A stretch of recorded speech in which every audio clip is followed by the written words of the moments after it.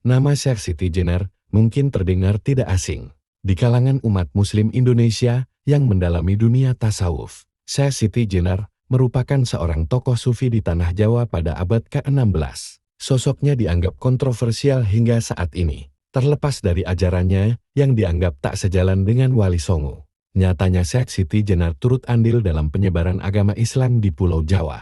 Sejarah Syekh Siti Jenar pada dasarnya masih simpang siur. Namun, dikutip dari buku biografi lengkap Syekh Siti Jenar, beliau sebenarnya merupakan putra dari ulama di Malaka bernama Syekh Datuk Saleh. Beliau lahir di Cirebon sekitar tahun 1426 Masehi. Dengan nama kecil Sayyid Hasan Ali Al-Husain, Syekh Siti Jenar memiliki banyak julukan. Nama Siti Jenar sendiri berasal dari bahasa Jawa, Siti yang berarti tanah, dan Jenar yang artinya kuning. Adapun julukan lain dari Syekh Siti Jenar yakni Sunan Jepara, Siti Brit, dan Syekh Lemah Abang. Saat berusia sekitar 2 bulan, Syekh Siti Jenar sudah ditinggal wafat oleh ayahandanya Syekh Datuk Saleh. Semenjak itu, beliau diasuh oleh ibunya, dibantu Ki Danusela dan Pangeran Walang Sungsan yang belajar di pesantren Giri Amparan Jati. Syekh Siti Jenar tumbuh dewasa di lingkungan pesantren Giri Amparan Jati. Di sana, beliau belajar ilmu-ilmu Al-Quran.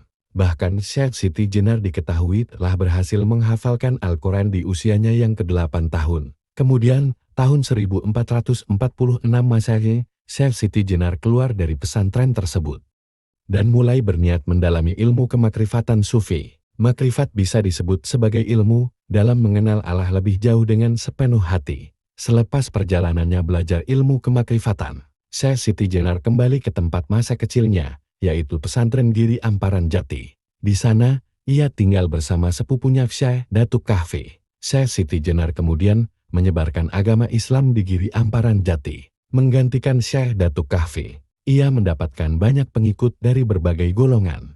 Setelahnya, ia mendirikan pondok pesantren di Dukuh Lemah Abang, Cirebon. Setelah resmi menggantikan Syekh Datuk Kahfi sebagai pengasuh pesantren Giri Amparan Jati, Syekh Siti Jenar mulai memberikan doktrin-doktrin kepada santrinya untuk mengikuti ajarannya. Semakin lama, ajaran Syekh Siti Jenar dianggap semakin kontroversial lantaran ia memiliki perbedaan pendapat dengan para wali songo dan tokoh Islam pada saat itu. Dalam sebuah pertemuan yang digelar di Istana Argapura Gresik, Syekh Siti Jenar mengemukakan pendapatnya tentang ketuhanan. Menurutnya, beribadah kepada Allah pada dasarnya sama dengan Allah.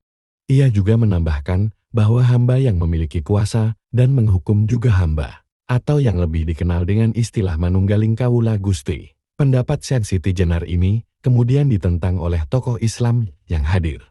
Mereka menganggap bahwa Syekh Siti Jenar telah menyamakan dirinya dengan Tuhan. Meski demikian, Syekh Siti Jenar tetap pada pendiriannya hingga ia dijatuhi hukuman mati. Lanjut part 2.